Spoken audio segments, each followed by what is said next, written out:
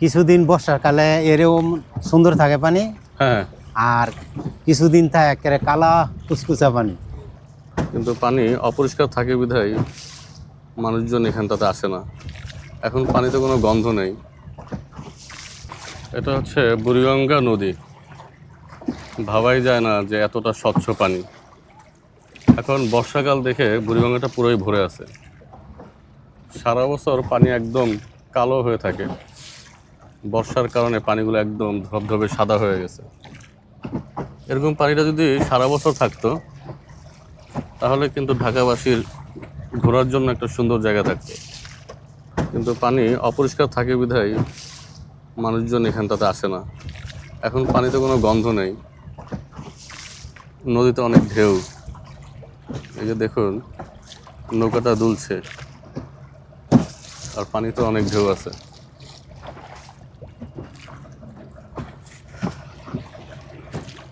আমাদের মামা নৌকা চালাচ্ছে। মামা, আপনি এখানে নৌকা চালান কত বছর ধরে? বেশি বছর হয় নাই, নৌকা চালাই প্রায় আজ 6-7 মাস হইব। আচ্ছা, আর আগে ট্রলার চালাইতাম ঘাটে। আগে ট্রলার চালাইতেন? হ্যাঁ, 8 বছর ধরে এক ট্রলার চালাইছি। 8 বছর ধরে ট্রলার চালাইতেন। হ্যাঁ। এই নদীর পানি কি সবসময় এরকম থাকে? না, কিছুদিন বর্ষাকালে এরকম সুন্দর থাকে পানি, হ্যাঁ, আর কিছুদিন থাকে একেবারে কালা কুচকুচা পানি। এর সঙ্গে গন্ধ হয় এই পানিতে নেই। আচ্ছা সবাই ভালোবাসেন এর সঙ্গে। এই যে অনেক যে পানিটা আছে এটা সবাই ভালোবাসে। আচ্ছা। এই যে পানিটা যে নষ্ট হলো, এটা তো শুরু থেকে তো নষ্ট হয়নি। না না, এটা আমরা যে সঙ্গে ছোট আছিলাম, ছোট না বয়স, আমাকে যে সঙ্গে 20 আছিল, হ্যাঁ হ্যাঁ, এর সঙ্গে এই পানি মন সারা বছর 12 মাসই মন থাকতো। আচ্ছা। মানে এই যে অক্ষণে বর্তমানে আজকে কয় বছর পরে, এই 10-15 বছর ধরে এই পানিটা মেলা খারাপ হয়ে গেছে। নষ্ট হয়ে গেছে। হ্যাঁ, খারাপ হয়ে গেছে। তাহলে যে আগে তো আমরা শুনছিলাম যে ট্যানারির কারণে নাকি নদীর পানি নষ্ট হয়ে গেছে। না, সেই সময় ট্যানারি আসিল সময় আমরা পানি ভালোই পাইছি। হ্যাঁ, এখন তো ট্যানারি নাই। হ্যাঁ, না অনেক তো ট্যানারি গেছে গা, অনেক আরো ভালো থা, অনেক কথা অনেক আরো বেশি খারাপ হয়ে গেছে। কিন্তু এখনো খারাপ আছে। হ্যাঁ, তাহলে এই নদীতে তো একসময় তো নাকি জেলেরা মাছ ধরতো। হ্যাঁ, অনেক মাছ আমিও ধরছি। আচ্ছা, আমিও পানি টেনে দেখা গেছে, মাটি দেখা গেছে, এত সুন্দর পানি আছে। কিন্তু তখন মাছ ধরে ধরে বাইত নিত, আমার মা বাবা খুশি হয়ে হ্যাঁ, যেত। কিন্তু এই এখন যে আমি নদীতে আছি, কোনো কিন্তু জেলে নাই, হ্যাঁ, পানিও পরিষ্কার, মাছ অন্তরে আসে নাই, এই লই যার একটা জেলেও দেখা যায় না। তার মানে কি এখন আর কি মাছ পাওয়া যায় না মনে হয়? বেশি পাওয়া যায় না, কিছু বেহাল বাইলে পাওয়া যায় 2-1টা। আচ্ছা, এমনি থেকে কি লোকজন মাছ ধরে এখনো? ধরে, কিছুটা মানুষ ধরে। ধরে না? হ্যাঁ, কিছু ধরে মানুষ, মানে সবাই নামে নেই।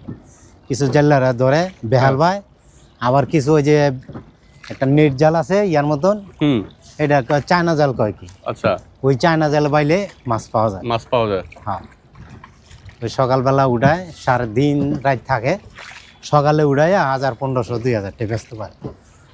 আচ্ছা, আপনি যে নৌকা বান এখানে শুধু এই পার থেকে ওই পারই যান নাকি? হ্যাঁ, এই পারতে ওই পারও যায়, আবার এই যে গুন্ডার খেপ পাই, আচ্ছা, 1 ঘন্টা করে ঘুরে, আচ্ছা, কত ঘন্টা 2 ঘন্টা ঘুরে গুন্ডার খেপও পাই। ঘোড়ার খাওয়া পায়। এটা কিবারে বেশি হয়?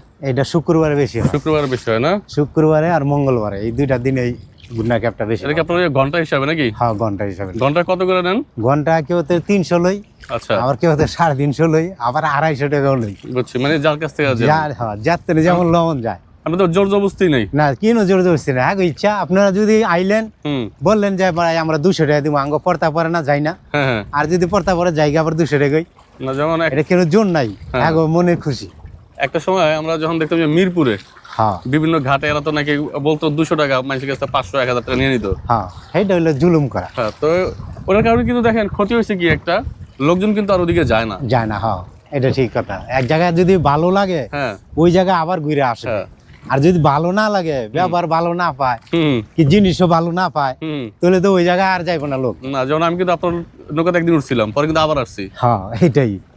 যেমন আপনার ভালো লাগছে, আজকে আয় করতেছেন মামা চলো যাই ঘুরে, এমন সবাই। এই যে কতক্ষণ পরে আমার একটা খেপ আইব 2 ঘন্টার, হুম, আচ্ছা, ঘুরবো। ফোন দিছে আমারে, হ্যাঁ 4টার দিক দিয়ে ফোন দিছে, দিয়া কইছে যে সেলিম ভাই আইতাছি, চিনছেন নি আমারে? হুম, আমি কণ্ঠ ধরে চিন্না লাইছি, তুমি কি? তাই না? আমার মেহমান আইব 2জন, বিকাশের টাকা দিয়ে দিই। আমি কি না, আমার বিকাশ নাই। হুম, কাছে সমস্যা নাই, তাহলে পরে দেওয়া হইব। আছে লোক, অনেক ভালো লোক আছে, এরা আসে, আইসা ঘুরে যায়। নৌকা দেওয়া খুব ভালো লাগে। দেখেন দর্শক, অনেক ঢেউ নদীতে। বুড়িগঙ্গায় এত ঢেউ হবে এটা আসলে কল্পনা করা যায় না। আরো বড় হয় লাহোর, তাই না? আজকে একটু বাতাস একটু কম দেখে লাহোর কম। তাহলে মামার নাম হলো সেলিম মামা নাকি? হ্যাঁ সেলিম মামা।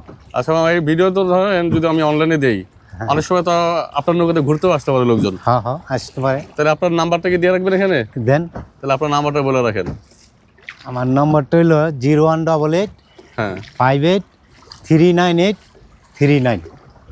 আচ্ছা, তাহলে এখানে যোগাযোগ করলে তো মামার সাথে কথা বলা যাবে নাকি? হ্যাঁ হ্যাঁ আর আশা করি যে মানুষের সাশ্রয় রেটে ঘুরতে পারবো নাকি? কোনো জুলুম নেই। জুলুম নাই, না। যেমন খুশি তেমন করতে পারবো।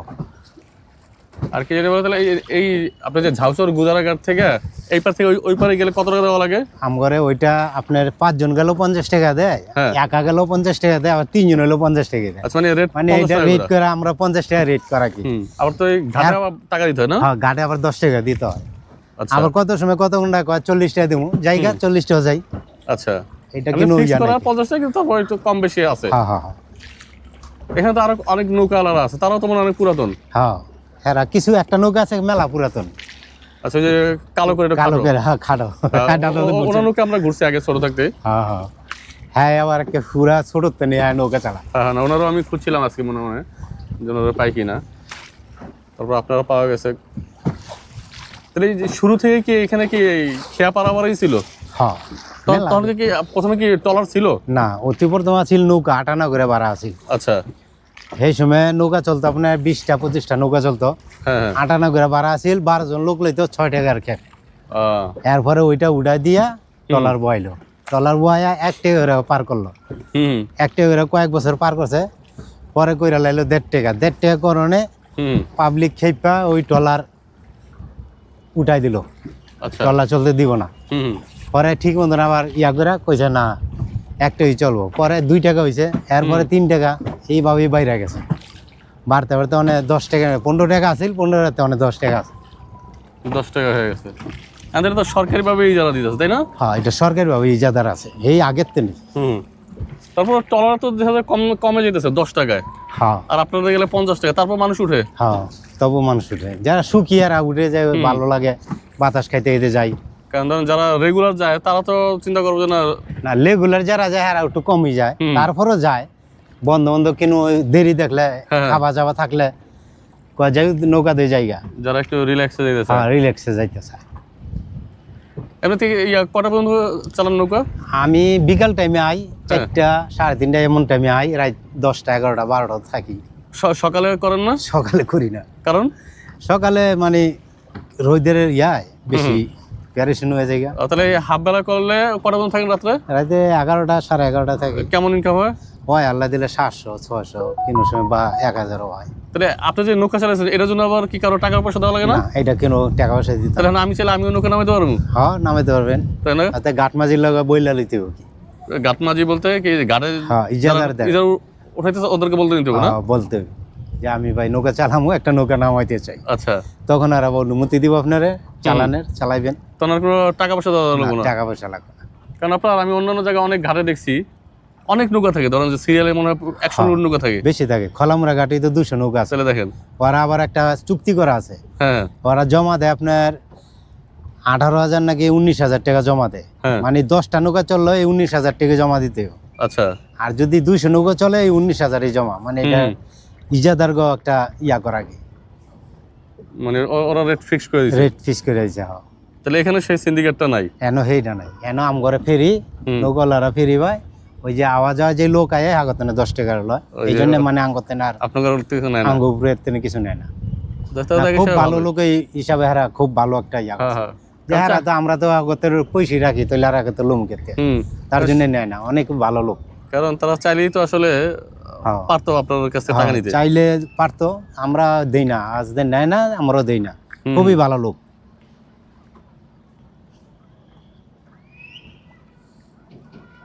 তার জন্য যে শুকনো মৌসুম তাহলেও তো নৌকা চালাবেন নাকি? সারা বছর তো চালান? হ্যাঁ সারা বছরই তো নৌকা চালান?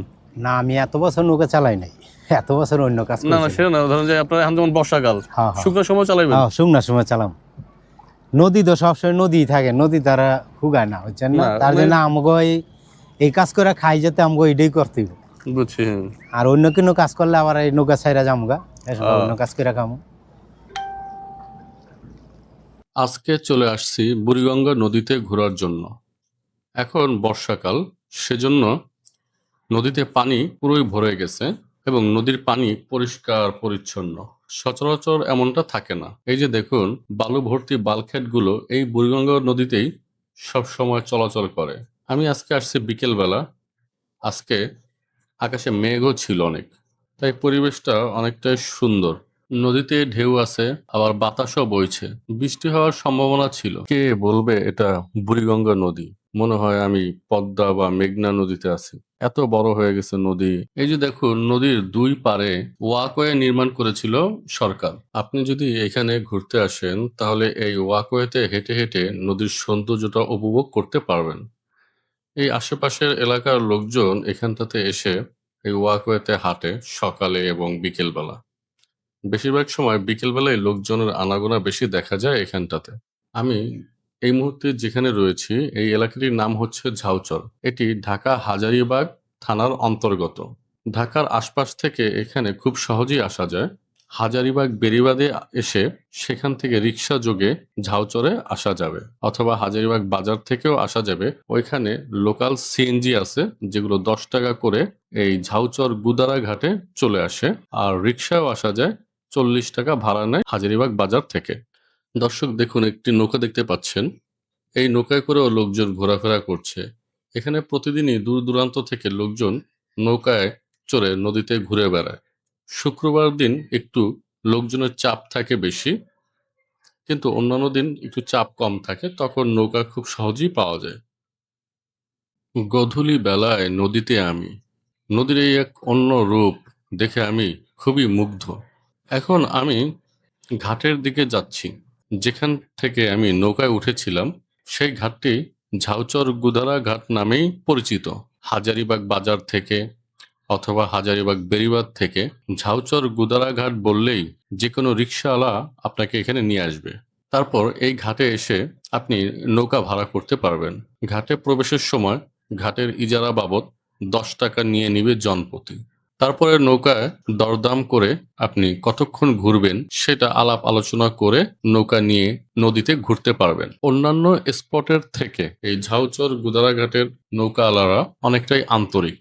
তারা যা বলবে সেই ভাড়াটাই নিবে, কোনো বেশি নিবে না। এবং এখানে তেমন কোনো সিন্ডিকেটও নাই যে সিন্ডিকেটে পড়ে আপনি বিভ্রান্ত হবেন, কারণ তারা খুবই আন্তরিক এবং আপনি যতটুকু সময় নিয়ে ঘুরতে চাচ্ছেন ততটুকু সময় নিয়ে তারা আপনাকে ঘুরিয়ে ঘুরিয়ে দেখাবে।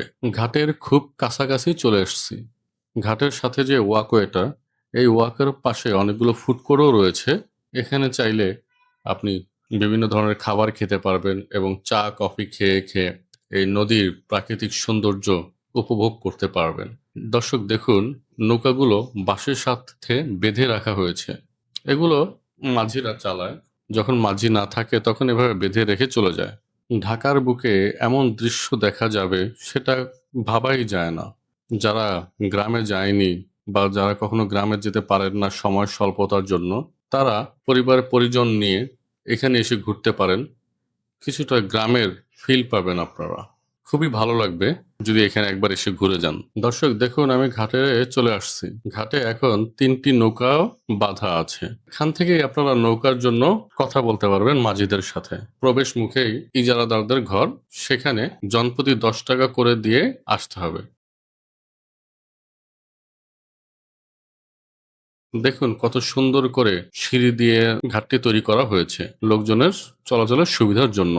দর্শক, আজকে এই পর্যন্তই। আবার দেখা হবে নতুন কোনো ভিডিওতে। সেই পর্যন্ত সুস্থ থাকবেন, ভালো থাকবেন। আল্লাহ হাফেজ।